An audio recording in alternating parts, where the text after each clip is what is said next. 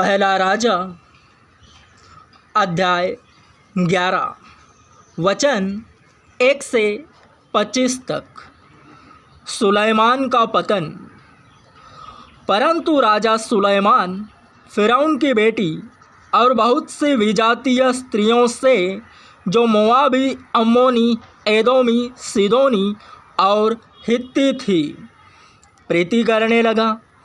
वह उन जातियों की थी जिनके विषय में यहोवा ने इज़राइलियों से कहा था, तुम उनके मध्य में न जाना और न वे तुम्हारे मध्य में आने पाए। वे तुम्हारा मन अपने देवताओं की ओर निसंदेह फेरेंगी। उन्हीं की प्रीति में सुलैमान लिप्त हो गया। उसके 700 रानियां और 300 रखेलियां हो गई थी, और उसकी इन स्त्रियों ने उसका मन बहका दिया।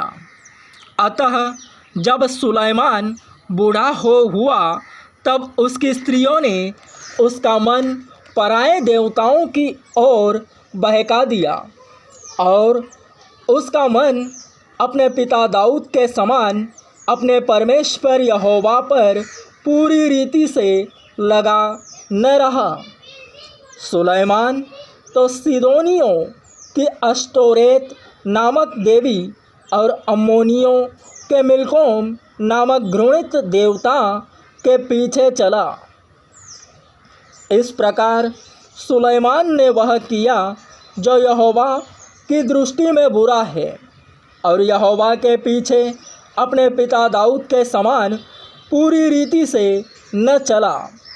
उन दिनों सुलैमान ने यरूशलेम के सामने के पहाड़ पर मोआबियों के कमोश नामक घृणित देवता के लिए और अम्मोनियों के मोलेक नामक घृणित देवता के लिए एक एक ऊंचा स्थान बनाया, और अपनी सब विजातीय स्त्रियों के लिए भी, जो अपने अपने देवताओं को धूप जलाती और बलिदान करती थी, उसने ऐसा ही किया। तब यहोवा ने सुलैमान पर क्रोध किया, क्योंकि उसका मन इज़राइल के परमेश्वर यहोवा से फिर गया था, जिसने 2 बार उसको दर्शन दिया था, और उसने इसी बात के विषय में आज्ञा दी थी कि पराए देवताओं के पीछे न हो लेना। तो भी उसने यहोवा की आज्ञा न मानी। इसलिए यहोवा ने सुलैमान से कहा, तुझसे जो ऐसा काम हुआ है और मेरी बंधाई हुई वाचा और दी हुई विधि तूने पूरी नहीं की, इस कारण मैं राज्य को निश्चय तुझसे छीन कर तेरे एक कर्मचारी को दे दूँगा। तो भी तेरे पिता दाऊद के कारण तेरे दिनों में तो ऐसा न करूँगा, परंतु तेरे पुत्र के हाथ से राज्य छीन लूँगा। फिर भी मैं पूर्ण राज्य तो न छीन लूँगा, परंतु अपने दास दाऊद के कारण और अपने चुने हुए यरूशलेम के कारण मैं तेरे पुत्र के हाथ में एक गोत्र छोड़ दूँगा। सुलैमान के शत्रु। तब यहोवा ने एदोमी हदद को, जो एदोमी राजवंश का था, सुलैमान का शत्रु बना दिया, क्योंकि जब दाऊद एदोम में था और योआब सेनापति मारे हुओं को मिट्टी देने गया, ब्रैकेट में योआब तो समस्त इज़राइल समेत वहाँ 6 महीने रहा, जब तक कि उसने एदोम के सब पुरुषों का नाश न कर दिया, ब्रैकेट क्लोज।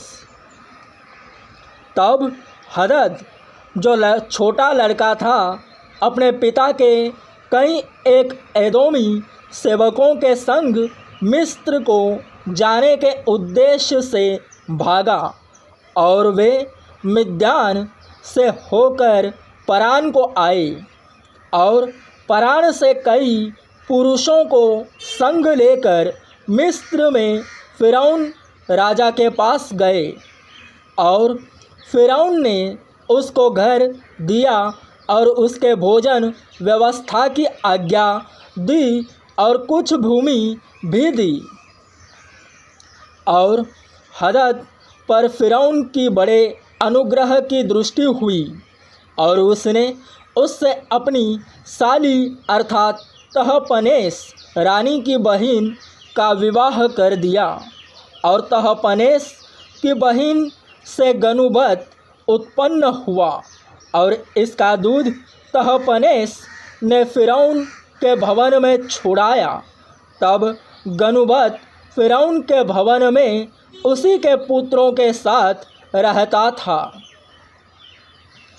जब हदद ने मिस्र में रहते यह सुना कि दाऊद अपने पुरखाओं के संग सो गया और योआब सेनापति भी मर गया है, तब उसने फ़िरौन से कहा, मुझे आज्ञा दे कि मैं अपने देश को जाऊं।